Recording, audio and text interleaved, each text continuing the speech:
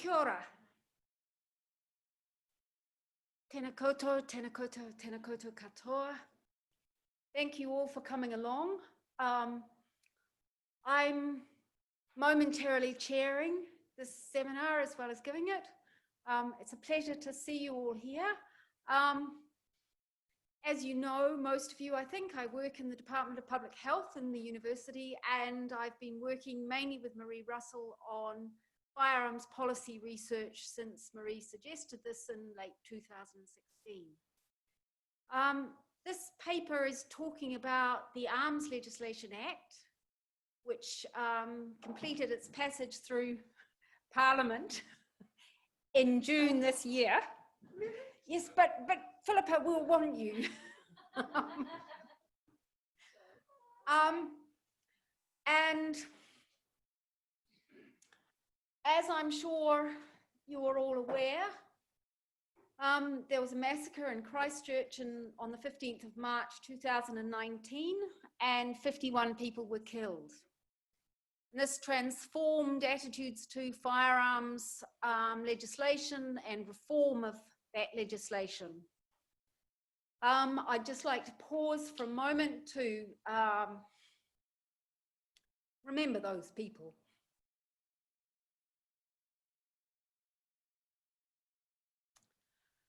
Okay, so from a public health perspective, I think it's helpful to think of Christchurch as another tragedy of small government, minimal regulation and inadequate resources for enforcement, similar to Pike River and Leaky Homes and a number of other events in New Zealand over the last 30 years.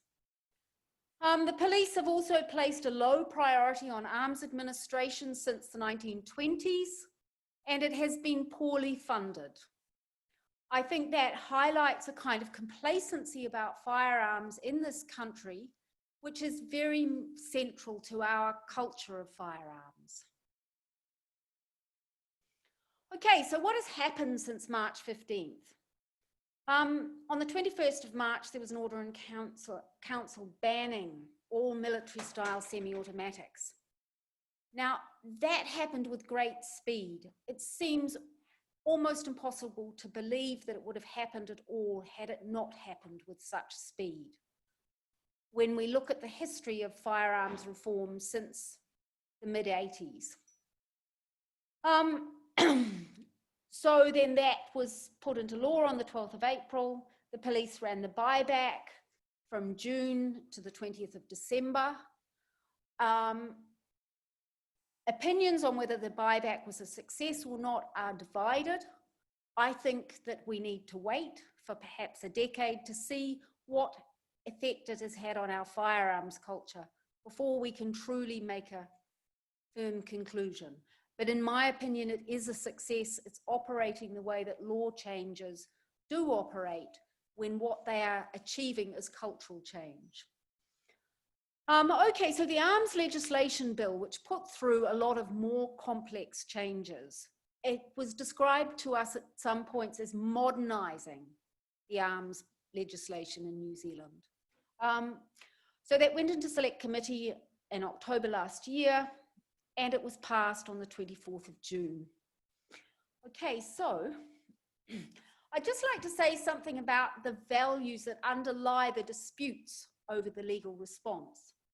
So the government really was taking what we might call a public health risk mitigation approach. Yeah, ACT and later National accepted our gun lobby's approach, which is very much libertarian gun rights. Yeah, so any additional regulation was an unfair burden upon licensed firearms owners, according to that approach, that essential anti-regulation approach.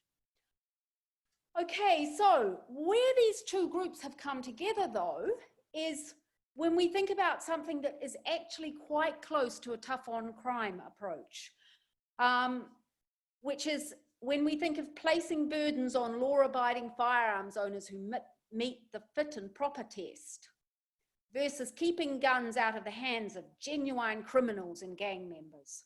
So both Labour and National and ACT would all essentially stand behind the division of those who use guns in this society into those two quite different categories. And they would accept that what they are there to do is to minimize the burdens on the first group and maximize attempts to keep guns out of the hands of this other, supposedly discrete and separate category, genuine criminals and gang members.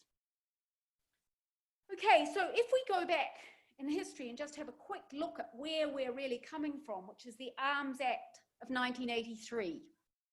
From the 1920s onwards, there'd been a register for all firearms in New Zealand, and people had to get a permit to procure an additional firearm. Now, whether in fact all firearms were on the register is a different question, but that was the ideal that was being aimed for. In 1983, the legislation switched to an approach which involved lifetime licensing of gun owners, licensed firearms owners, so that when the licensed firearms owner had received their license, that was probably the last time they needed to engage with police concerning their firearms, unless something went wrong. They did not need a permit to procure, and there was no overview at all of how many firearms or what types of firearms they had, except for a limited register of pistols. Okay, now this approach aligns very well with the USA NRA claim that people kill people, guns don't kill people. And I think it comes very much from the same intellectual roots. The NRA was not then such a high-profile organization as it became in the late 80s and 90s, but the same ideas are really driving our gun lobby. Okay, so since 1983, our gun lobby have been fighting to prevent this principle being watered down. Police and experts have been struggling since the mid-1980s to increase regulation again. Sorry, wrong. Okay, so there was a rapid realization by the late 1980s that what had happened in 1983 was not sufficient. Yeah, there's new Rambo-style imagery of guns, military-style semi-automatics began to be sold cheaply in New Zealand and the Pacific. The framework, the cultural framework around firearms began to change. Okay, then we had the Aramoana Massacre in 1990. 13 people died, including 4 children and 2 children injured. That's a picture of Aramoana, over a bleak-looking little settlement it is, too. Then that was followed by failure to pass substantial gun law reform, other than limiting gun licenses to 10 years. In the 2000s, sorry, that should be the 2000s to the 2010s, there was a failure of several attempts to further reform. Coroners in this period, these last 30 years, have made frequent recommendations. These also don't seem to have had much impact, if any, on either the law reform process or on how those who commit gun harms are treated when they go into court. Okay, so the Arms Legislation Act, the act which has just been passed in June, enshrines in law that owning a firearm is a privilege and comes with an obligation to demonstrate a high level of safety and responsibility. Now, this takes us away from what was really being expressed to us quite clearly in 2017 and 18, that there were a lot of people who really felt that owning a firearm was a right, and that might not be what was said in law, but that was how things should be and how they felt things really were. The Arms Legislation Act also creates a gun register, but there are problems with this, which I'll come to. It increases penalties. Sales of firearms have to be registered. Ammunition sales are linked to gun licenses. Gun license criteria are tightened, and the license period is shortened to 5 years for the first 5 years that a person has a license. It also tried to place limits on advertising. Again, as with the register, that has been considerably watered down. Okay, so it's a very complex act because it's doing this modernisation, and it's quite helpful to think of firearms as being analogous to cars and vehicles. So these are pieces of technology. There are numerous different kinds of firearms, numerous different small details that need to be covered in the legislation. So what I'm going to talk about, I've given you that list just to give you a sense, but if we look at the gun register as the most important change, the contribution of New Zealand First in particular, but also the shift, if we look back at the initial legislation passed after March 15th, that was unanimous except for David Seymour of ACT, who failed to vote. By the time we get to the Arms Legislation Act, National has withdrawn their support pretty much. They are requiring quite substantial accommodation before they will support it. And New Zealand First, more importantly, because it's part of the coalition, is also moving further across to the gun owners, the gun lobby position. So we have provision for a gun register, but it's not going to be, it's going to be a separate organisation, and it's not going to be put into operation for 3 years. Now, the Canadian gun register, which is widely seen as a hugely expensive failure, although it's somewhat more complicated than that, it is a failure because it was taken down. That was based on a separate organisation, and part of the reason for what were very large cost blowouts was because of the setting up of that separate organisation. So what we can see is that the compromises demanded by New Zealand First and supported by ACT and National have actually put us in the position where we are going to get something that is more expensive, less efficient, slower to come into operation, and possibly vulnerable once it does. Okay, so if we look at individuals, what there has been is considerable, a greater emphasis on the potential for licenses to be revoked, on the importance of domestic and intimate partner violence in consideration of licenses, and a range of other small changes. Coroner's recommendations on hunting deaths still didn't get much attention paid to them. Reporting of stolen guns has been a huge issue because it's believed this is where it's not believed, this is where the main source of guns for criminals and come from, but it seems there's a lot of resistance to accepting this on the part of the gun lobby. They try and insist that we have smuggling or that there's guns left over from before lifetime licenses were revoked, and so on. So we need a much more forceful approach to reporting stolen guns. The legislation is heading towards that. Shooting clubs and shooting ranges have had an extremely light burden of regulation. And there is concern, which Marie and Lucy have published on, about lead levels in gun users, particularly given that there's been a strong push for quite some time for children to use guns at younger ages and for women to start using firearms. So greater regulation of shooting clubs and shooting ranges will enable a greater overview of the potential harms caused by them. Firearms Advisory Group, right down near the bottom, that will enable input from non-firearms users into the management and administration of firearms as it develops. That's the intention of that group. There was an advisory group, but it consisted only of gun users. Now, cost recovery is an issue. The cost of a gun license was $126.50. Sorry, Marie, mine's gone blank on the period for that. Was that the whole 10 years, wasn't it? And so that did not cover the costs involved in firearms administration. So there has been a move to a greater degree of cost recovery, so that those who have firearms licenses pay for the administration of firearms.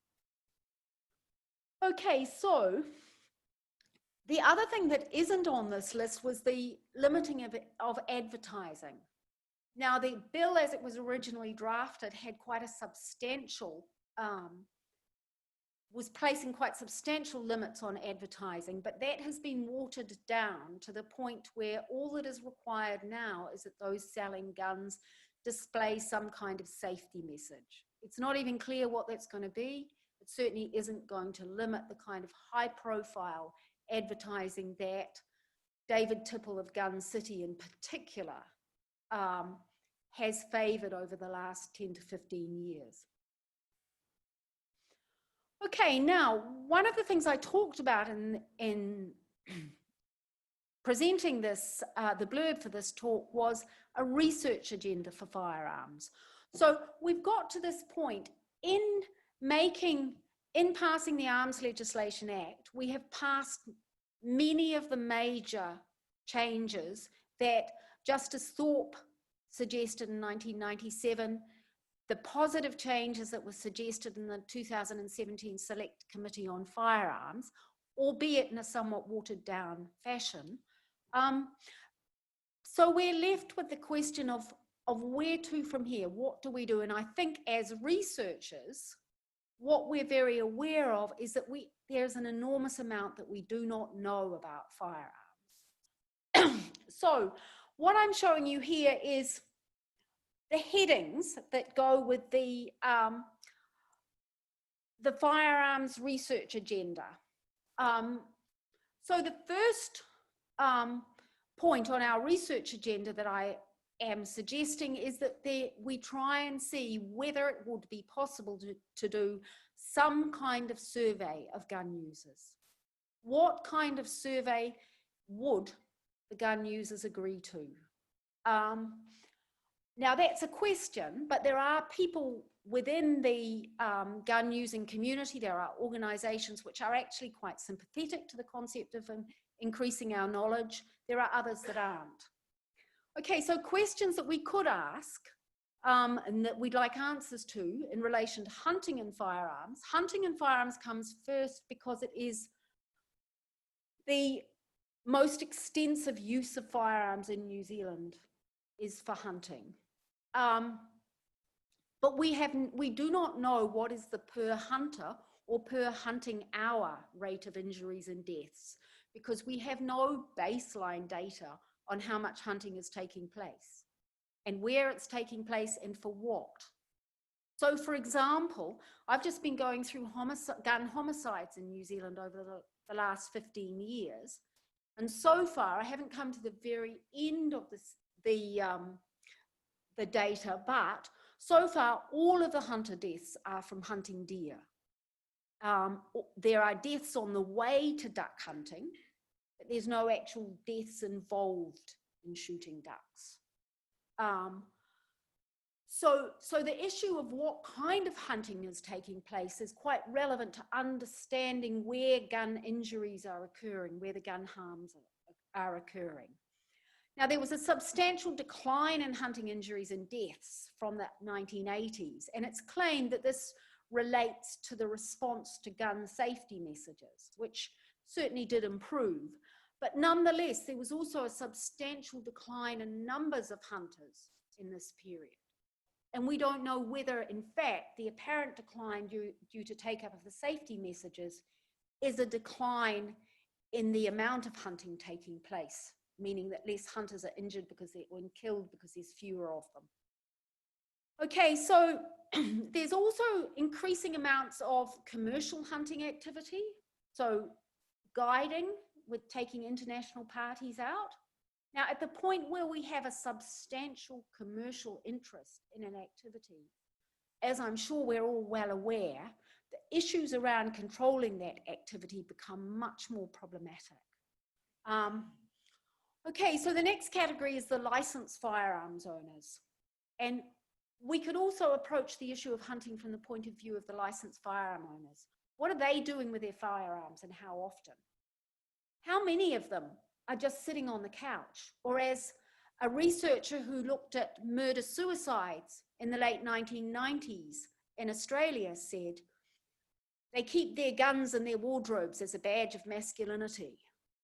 Now, my guess is we have quite a lot of badges of masculinity sitting now in gun safes in this country. The limited research evidence there is shows quite strong age-related declines in firearms activity. Okay, so there's a whole lot of other questions that we don't know much about. The people that we hear from are the gun lobby. Now, we've estimated that the gun lobby consists of something a bit over 20,000 people when we look at the membership of their organizations. There's around 250,000 firearms owners. So how do they perceive the burden of regulation that we're being told is intolerable? How do they perceive the firearms storage requirements, which were introduced in the 1990s and appear to have been very effective in reducing harms of some types?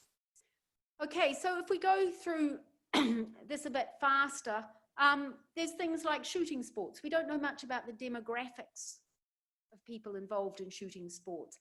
There's this push to get more women involved, and it would be useful to know whether that's actually having an impact. Commercial firearms users, I've mentioned them briefly. Children's use of firearms. Now, there are people out there who are introducing their children to the use of firearms from the age of 3 or 4. This is being recommended by people like Nicole McKee, who was a spokesperson for the Council of Licensed Firearms Owners and is now a candidate for the ACT Party. At what age do most parents, firearms trainers, and other firearms users believe it is appropriate for children to begin using firearms? At what age are other New Zealanders happy for children to begin using firearms? Historically, this seems to have happened around 8, 9, 10, 11. So it was always pretty early. But we've upped the age at which a whole lot of activities like driving begin, or using fireworks, or similar activities. Okay, so we don't know much about, I've mentioned that we don't know a lot about lead and firearms use. If we turn from this, in fact, actually, I'll just say the other thing is women and firearms. The pressure or the encouragement for women to use firearms has been greatly increased by things like documentaries on Māori TV, on rural activities involving both children and women in competitions, shooting your possum, dressing up your possum you shot, that kind of thing. But we still don't really know how many women are picking this up. And given that New Zealand has extremely high rates of child abuse, the kinds of attitudes that are being promoted among women seem very unfortunate. Firearms are very clearly being associated with a level of aggressive energy that is not going to be helpful. Okay, so if we then turn to looking at regulation and managing firearms, we don't have an accurate count of New Zealand's firearms stock. I've talked about the register issues. The efficiency and effectiveness of the administration of the Arms Act by police has been very poor. You know, sort of, this is one of the things where the gun lobby complain, where in actual fact their contribution could be of value. There is no reason to accept police inadequacy in this area. If we look at the misuse of firearms in crime and in policing, now the use of guns in crime in New Zealand is being greatly emphasised by police at present. the kinds of routine seizures of guns or citing of guns when they do road stops and similar things that were not being reported upon 5 years ago are now being reported upon. I think we have to question what is being achieved with this routine reporting. Yes, we want police to take illegal guns out of our society, but it is also being used to encourage and to justify claims about the need to arm frontline police. And then finally, economic and social costs of gun crime in New Zealand. It's not clear what those costs are. And I think that it would help us all to understand more about what is happening with firearms in New Zealand if we had that kind of data. Okay, so this is just a picture of the armed response units. The trial was poorly managed and run, inadequate records were kept. This really exemplifies what could go wrong with police and firearms in this country. It's very hard to believe, given the amount of attention that was being paid, that they could truly do such poor record keeping. And it really brings into question what's happening within police in terms of managing firearms. There are many people within police who are doing an excellent job. And another thing that we could look at is we could usefully understand more about is the variation within police and the reasons for that. Okay, I'll conclude there and thank you all for your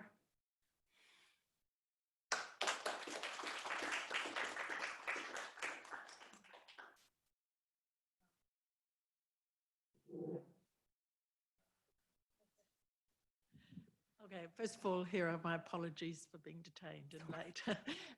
Secondly, I wanted to leave enough time, as did Hera, for debate and discussion. So could you please give your name when you speak, and for everybody? Some people know each other and some people don't. Thank you.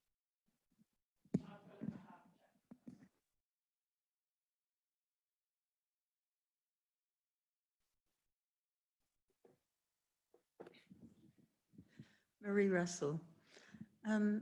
Hera, thank you for your talk. It's been really interesting, especially the research agenda that you've outlined.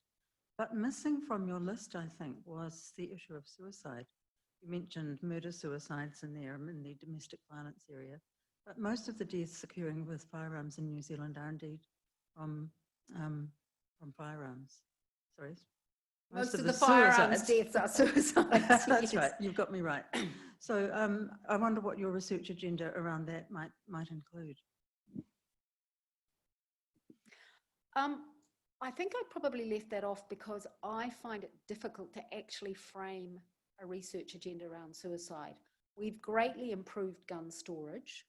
I'm trained as a historian. I'm very conscious of the fact that suicide was illegal in Christian cultures until, only around about a century ago.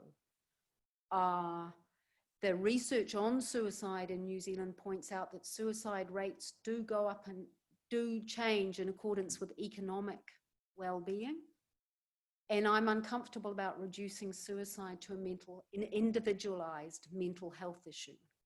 So I guess I think about suicide in relation to masculinity, because one of the things I didn't talk about is that we are, 93% of licensed firearms owners are men. Almost all gun harms are produced by men, including the suicides. So I think we really need to think about these issues around guns as a badge of masculinity, and about the kind of masculinity that's being promoted within firearms culture, especially, and I think it's very interesting when we see that shifting over to promotion of a similar culture for women. It becomes much more obvious the kinds of problems that culture might create for the individual who's unhappy and depressed. Thanks, Sarah. That was really interesting. Jeff Fougier, Public Health. A couple of questions, really. One is that if you're the police and you're faced with increasingly faced with people who are armed, then one version is, of course, you arm yourself, and the other is that you press really hard to disarm the criminals. So I'm just really curious about what you might know about what roles the police played formally and informally vis-a-vis the gun control legislation, and what interests they represented there. And the other one, I'm sure there's no, well, I know there's no easy answer to, but it's just deeply, deeply puzzles me. What is it that makes a gun lobby so powerful in New Zealand?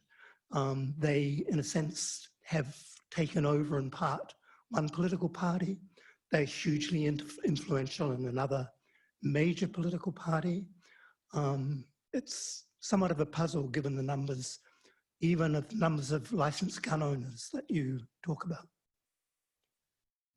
To answer the first question, the second question first, I have come to the conclusion that a lot of what the gun lobby says feels like common sense to a lot of middle-aged white and Māori males. And that part of the reason for the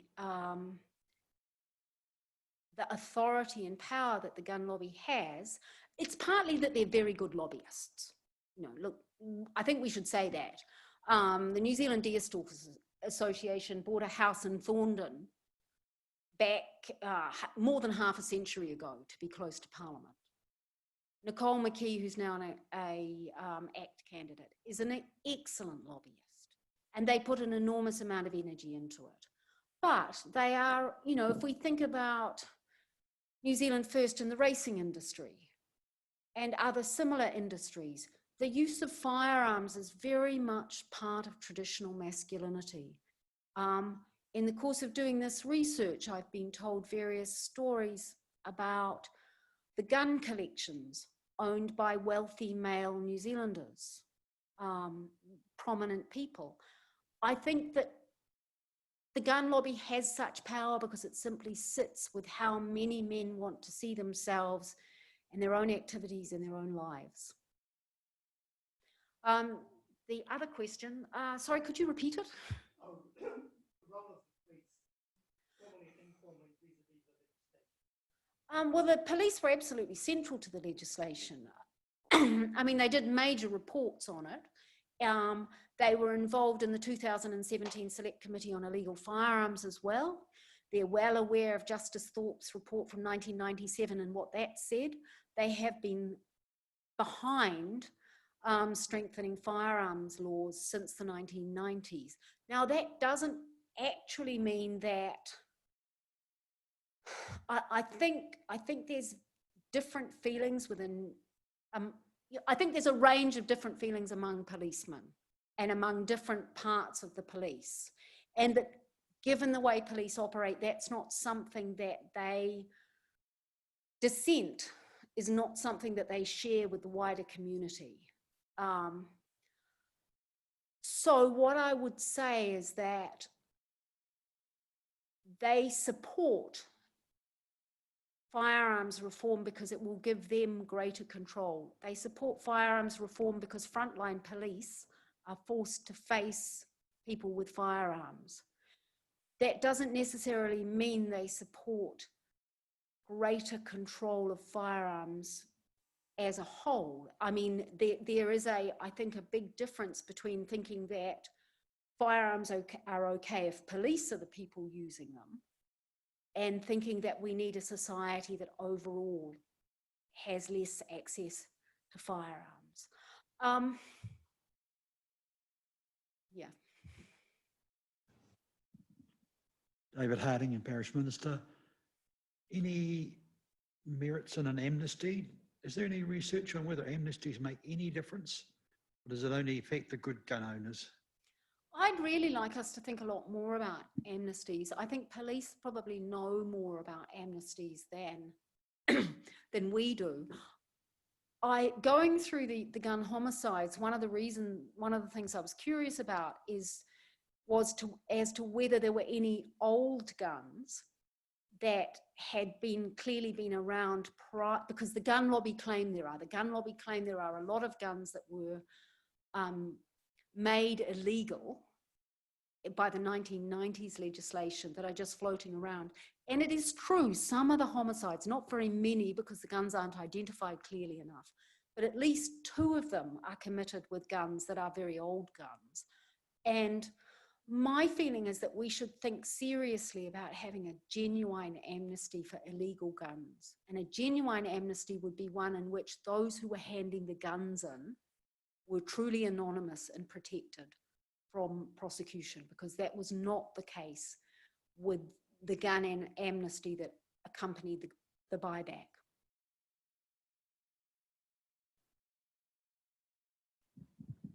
I thought there was an ongoing amnesty, Hera. Is that not correct? There is an ongoing amnesty, but I don't think that it's necessarily truly anonymous. I don't feel, I mean, look, we need more research into people who have illegal guns. We need more research that's not done on the basis that we've clearly got changes happening. I mean, the whole discussion about the 501s coming over from Australia and bringing a different gang culture with them seems to me probably accurate, because Australia has had quite a different criminal culture to New Zealand. So there does seem reason to believe that our criminal gun culture may be getting nastier and ramping up at present. But I don't think that the evidence that we've got can tell us whether that is happening or not, because we are being presented with very different evidence to that which was being presented 5 or 10 years ago. In other words, police have decided that it is of value for them to tell us about every minor gun crime that's committed, and that was not the case in the past.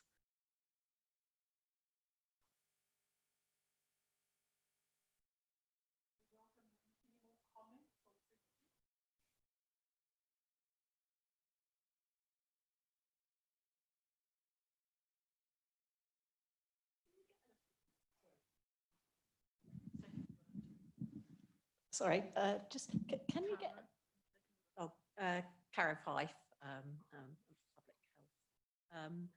Can you get a gun license revoked? I mean, is that something that happens? Yeah, you can, definitely. If you're a hunter and you shoot someone, your gun license will be revoked. You can have temporary removal of your gun license for various domestic violence. Sorry, I've forgotten the term for the,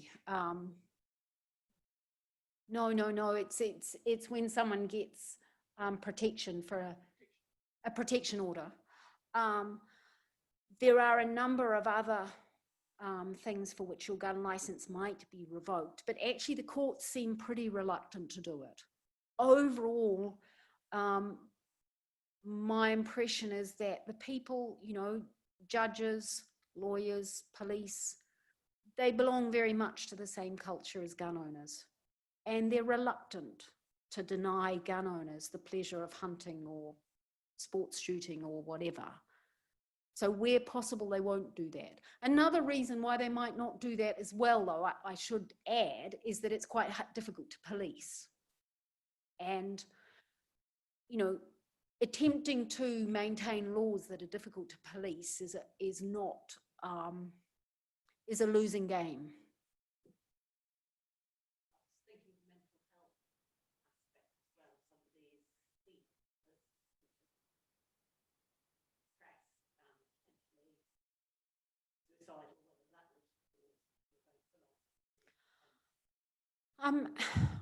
In the arms legislation bill as it was originally drafted, there was provision stating that a person who got a gun license had to give the police the name of their doctor, and that their doctor then had an obligation to inform police if he thought there was a problem. Now, that did not make it through into the Arms Legislation Act, and I think that was right. I think the difficulty with talking about mental health is that, I mean, there are situations in which people have had their guns taken away from them because they're clearly suicidal. But to actually codify that in the way that the original bill attempted to do so was seen as intrusive by all parties.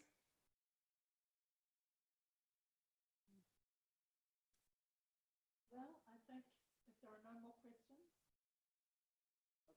I would like to thank you for a wonderful talk, Hera. I think that it's a really, really interesting case study, and you've shown us your historical knowledge and the way things are framed by different parties and where there's compromises and where there's alliances, but most particularly what the public health consequences are of it.